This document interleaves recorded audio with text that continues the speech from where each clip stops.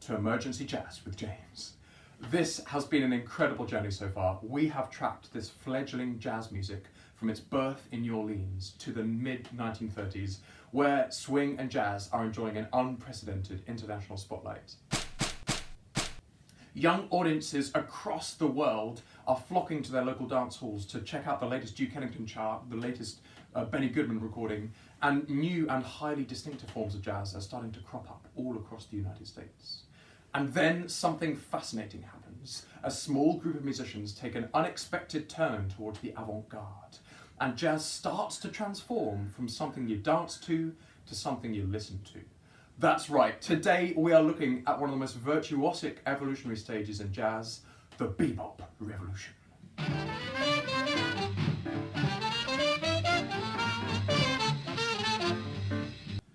Jazz has been spreading across the world in the 1930s, but there is one town in Missouri that became famous for its unique style of jazz, and that was Kansas City. And this middle of nowhere city would produce some of the finest musicians of the next decade, including Mary Lou Williams, Charlie Parker, and Count Basie. So what was it about Kansas City that made it so special? Quite simply, at the time in the US, it was the only place you could get a drink. Despite the prohibition laws that gripped the country from 1920 to 1933, alcohol still flowed freely in this crossroads town, perhaps entirely due to politician and gangster Tom Pendergast. In 1925, he formed a power base strong enough to bribe and intimidate the city out of prohibition, and the result, of course, was that the nightlife flourished and that it quickly drew national attention as a party town. This reputation was backed up by the sheer volume of establishments. On 12th Street alone, there were 50 jazz clubs lined up ready to serve all night long.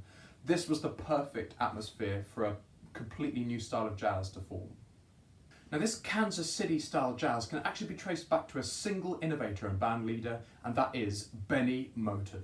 And his music has some consistent characteristics that we can really look at here. He relied heavily on 12-bar blues structures rather than the AABA structure that's favoured on the East Coast. He used riffs extensively in his heads rather than extended melodies. He preferred the 4/4 walking bass line feel rather than the 2-beat up-tempo swing tempos of the East Coast. And perhaps most importantly, he featured extended solo sections. Soon, jazz throughout Kansas was following this pattern, and any young musician worth their mustard wanted to play in Benny's band. And among the throng of new talent was the young pianist Bill Basie, better known as Count Basie, of course, who joined the band in 1933. Together with other local starts like Joe Jones, Ben Webster, and Lester Young, they continued Benny's legacy of Kansas-style jazz even after his tragic death in 1937. Count Basie actually took over Benny's band, and it was in these following months that he wrote some of his most iconic early music, including 1 O'Clock Jump and Jumpin' at the Woodside. And these tracks exemplify the Kansas City style with extended improvised sections and riff-based heads. Listen to this.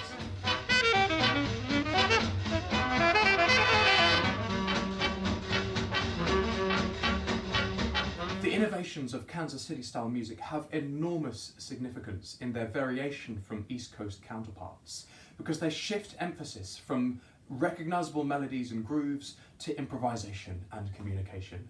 And this created a heated and unique culture of competition that drove Kansas City music to evolve faster than perhaps anywhere else in the United States. Now, this happened to some extent in established bands, but by far the epicenter of the revolution were the late night jazz jams like those that happened in the Reno Club. And here musicians were free to explore all manner of new vocabulary for their improvisation. And to name just a few names of the icons that played on 12th Street at the time would be Lester Young, Ben Webster, Hot Lips Page, and of course Mary Lou Williams, who we shall return to later.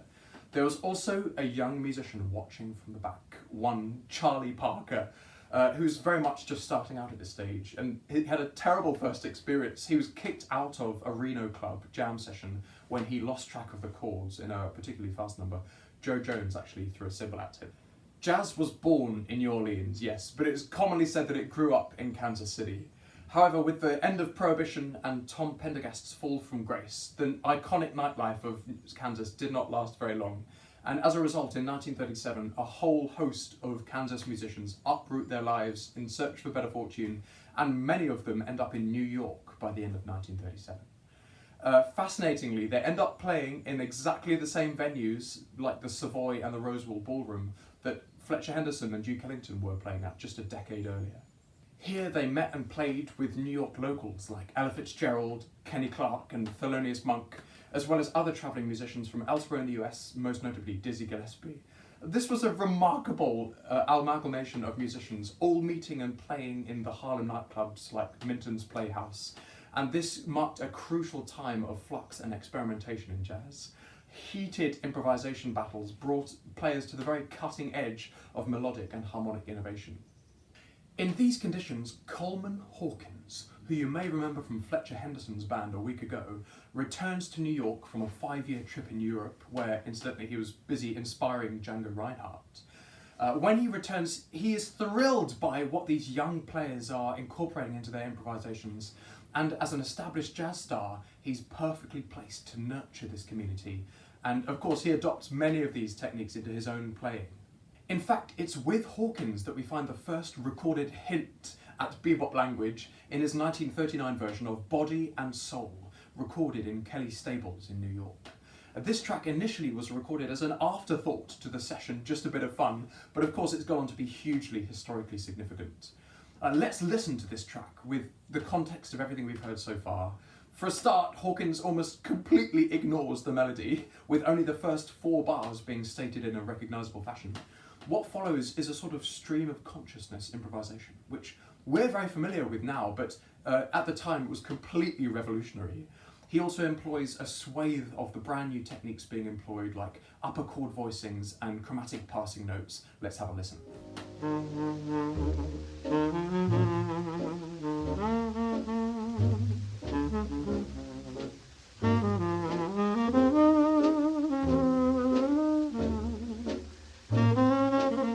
But then a world war hits. The music industry in the US is turned on its head, and the consequences for jazz are enormous. Big bands across the country become financially untenable, apart from Glenn Miller, of course, but that's a story for another episode. And of course, recording companies come under enormous financial strain, which they foolishly try to alleviate by cutting royalties to their own artists. The artists, of course, respond with an enormous strike against all major record labels in between 1942 and 1944. That these are the crucial years where the musical language of bebop is being developed, and yet because no union musician could or would record during this time, crazily we have very little evidence to document this iconic time in bebop's evolution. Over these 2 undocumented years, bebop goes from a few scattered ideas to a fully formed music, and the only evidence we have to reconstruct this timeline are the testimonies players gave, sometimes years later. What we do know is that sometime in 1943, Charlie Parker and Dizzy Gillespie joined Earl Hines' band, based in Harlem. And Gillespie himself has stated that this was the real incubator of bop, where the language became more homogeneous and you start getting the sound of bebop. What we also know is that New York at this time was a melting pot of musical influences, everyone from Art Tatum, Lester Young, Coleman Hawkins, Thelonious Monk, Mary Lou Williams. They were all playing alongside Dizzy and Parker at this time in jam sessions and clubs throughout the city. Another crucial contributor at this stage is jazz legend Mary Lou Williams, who was already nationally famous for her innovations in jazz piano writing and for her enormous output of big band compositions for Andy Kirk, Duke Ellington and Benny Goodman. In the early 40s, she was a crucial mentor for musicians like Dizzy Gillespie and Thelonious Monk, who would jam with her almost every day before their evening gigs, and in the process learn a host of new melodic and harmonic ideas from Williams' own experimentations with contemporary classical music. After all this, in May 1944, after the strikes being lifted, Coleman Hawkins and Dizzy Gillespie record the first commercially available bebop album, Rainbow Mist. And with this, bebop is born to the nation. Listen to how this style has matured in probably the most famous track from this album, Salt Peanuts.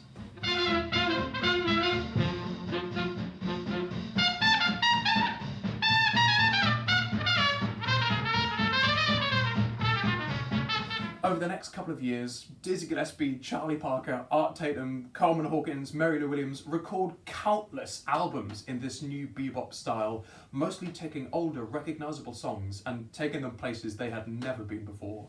And this attracted the attention of Ella Fitzgerald, herself an international star by leading and singing in her own big band. She starts working with Gillespie extensively, singing and scatting with the same level of virtuosity as the instrumentalists around her, and it changed vocal jazz technique forever. To the keep bopping aboard. So what is this bebop thing all about? I think it's high time we sat down and had a look at some of these musical innovations. Before bebop, improvisation was predominantly diatonic, meaning that improvisers would stick to the notes of the chords and scales of the rhythm section behind them. So, like this. But bebop musicians start exploring higher voicings in chords, things like ninths, 11ths and sharp 11ths, and 13ths. And they start using things like chromatic passing notes, which speak for themselves.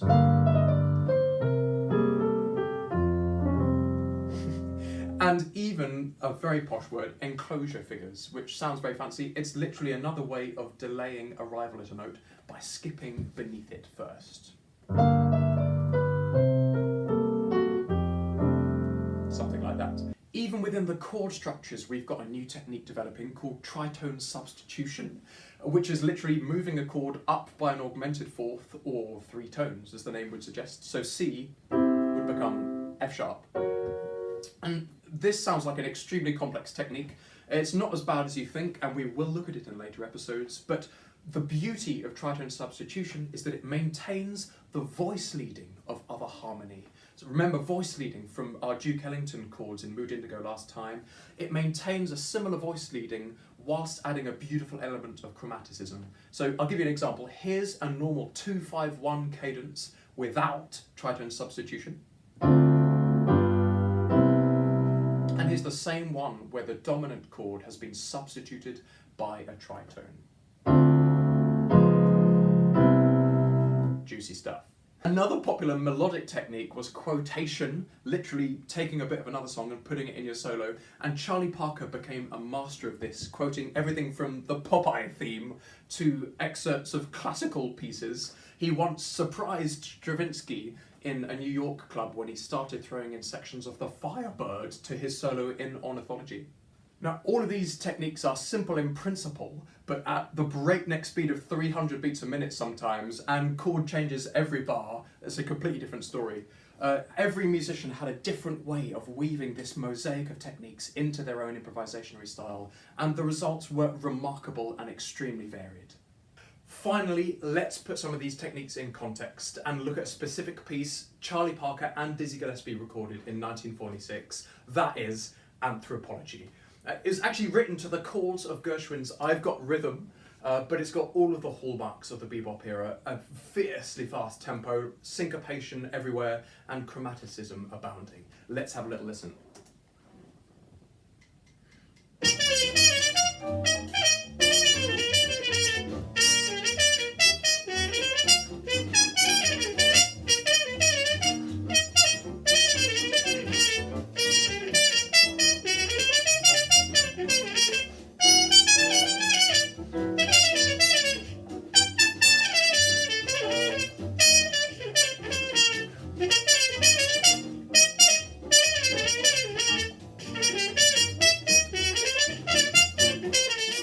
Now straight away you can recognise many of the techniques we've just seen on the piano, everything from the chromatic passing notes of that B section to the opening enclosure technique that's built into the first line of the whole song. But this head, it's just a starting point for Parker and Gillespie. Charlie Parker actually takes 3 full choruses to explore his diverse vocabulary of improvisation, and the ease with which he negotiates these changes, it shocks me to this day. Bebop was a hit around the US in the 1940s, and its central figures, especially Charlie Parker and Dizzy Gillespie, were propelled into the international spotlight. What was remarkable about this music, though, was that it was popular and avant-garde. It simultaneously pushed the frontiers of musical innovation and virtuosity, and yet it reached national fame. And I can think of only one other example of that happening in the 20th century of music. The Beatles. Maybe Beyoncé. Bebop burnt bright, but it also burnt out quite fast. There's of course a limit to how expressive one can be in such extreme tempos, and so musicians started finding expressiveness in very different places in the next decade. But that's a story for next week. What bebop does have is a remarkable legacy. Its techniques and lessons remain a prominent force in the way we teach jazz all over the world today. And if you ask any jazz musician, they'll all tell you they wish they were that little bit more fluent in bebop language, because it can fuel so many other colours in our creative palette. And in terms of harmonic innovations and technical virtuosity, there's perhaps never been a time where jazz has leapt forward so quickly, or maybe one. Jacob Collier. But you'll have to wait a couple more episodes to find out about that.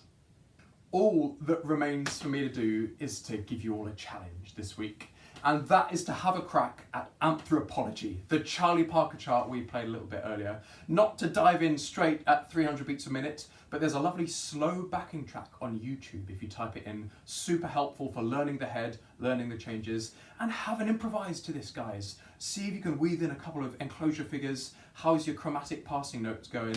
And let me know how it goes. I want to hear all your comments and all your questions.